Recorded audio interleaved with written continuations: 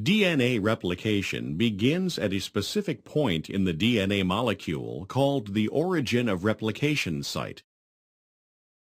Initially, the enzyme helicase unwinds and separates a portion of the DNA molecule, after which single-strand binding proteins react with and stabilize the separated single-stranded sections of the DNA molecule.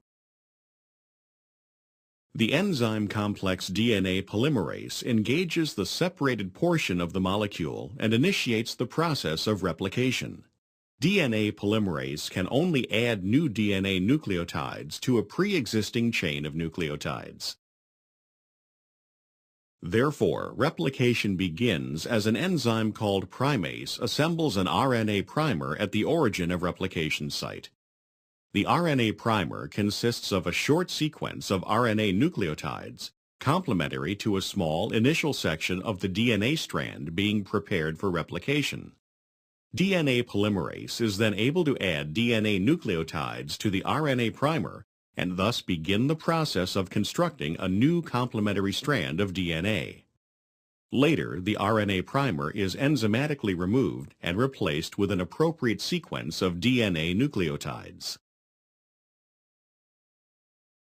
Because the two complementary strands of the DNA molecule are oriented in opposite directions and the DNA polymerase can only accommodate replication in one direction, two different mechanisms for copying the strands of DNA are employed.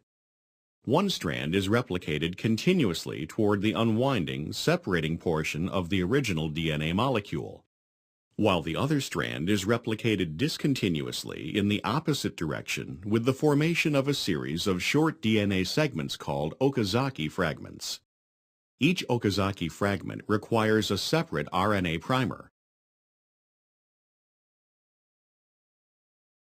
As the Okazaki fragments are synthesized, the RNA primers are enzymatically replaced with the appropriate DNA nucleotides, and the individual Okazaki fragments are then bonded together into a continuous complementary strand.